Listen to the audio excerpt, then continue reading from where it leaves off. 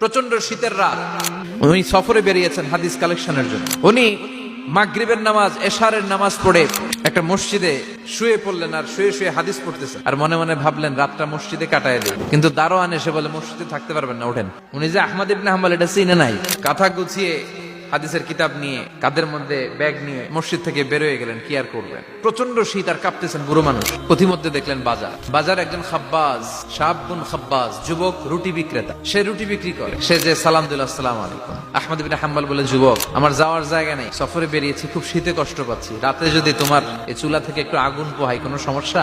যুবক বলে, না না সমস্যা না, আহলান ওয়া সাহলান, বসে আমদের আসেন আসেন, আপনি আগুন পোহাইলে আমার সমস্যা কি? আল্লাহ শুকরিয়া করে উনি বসলেন আর আগুন পোহাচ্ছেন। আর খেয়াল করলেন যুবক রুটি বানায় আর পরে আস্তাগফিরুল্লাহ, রুটির দলা বানায় পরে আস্তাগফিরুল্লাহ, খামির বানায় আর পরে আস্তাগফিরুল্লাহ, খালি এটাই পড়তেছে। ইমাম আহমদ ইবনে হাম্বল তো অবাক, কিরে এটা আবার কেমন যুবক, খালি আস্তাগফিরুল্লাহ। উনি প্রশ্ন করলেন, যুবক ঘটনা কি? আসার পর থেকেই তোমার দেখতেছি তুমি রুটি বানাও, রুটি বিক্রি করো আর পড়ো আস্তাগফিরুল্লাহ। যুবক বলে, আস্তাগফিরুল্লাহ আমার সবচেয়ে বেশি পছন্দের আমল, আমি সব সময় আঠার মতো ইস্তেগফারের সাথে লেগে থাকি আর সব সময় পড়তে থাকি আস্তাগফিরুল্লাহ, আর এর বদৌলতে আল্লাহ আমারে মুস্তাজাবুদ দাওয়া বানিয়ে দিয়েছে। আহমদ ইবনে হাম্বল তো অবাক, তুমি মুস্তাজাবুদ দাওয়া, রুটিওয়ালা?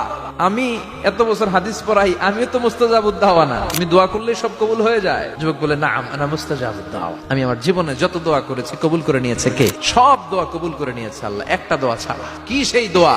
যুবক এবার বলতে শুরু করলো, আমার জীবনে যে দোয়াটা আল্লাহ কবুল করে নাই সেটা হচ্ছে আমি আল্লাহর কাছে অনেক চেয়েছি, অনেক দোয়া করেছি যে আল্লাহ, শুনেছি এই জামানার সবচেয়ে বড় মুহাদ্দিস, তার নাম নাকি ইমাম আহমদ ইবনে হাম্বল। আল্লাহ তোমার কাছে আমার চাওয়া, আমি যেন এই ইমাম আহমদ ইবনে হাম্বলরে দেখে মরতে পারি।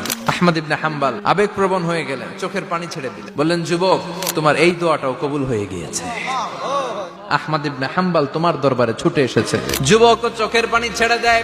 যুবক চিৎকার মেরে ইমাম আহমদ ইবনে হাম্বলকে জড়িয়ে ধরে, হাতে হাত রেখে মুসাফা করে, কপালের মধ্যে চুমু খায় আর আল্লাহর শুকরিয়া করে বলে, ও ইমাম, আসলে এই দোয়াটাও আল্লাহ আজকে কবুল করে নিল।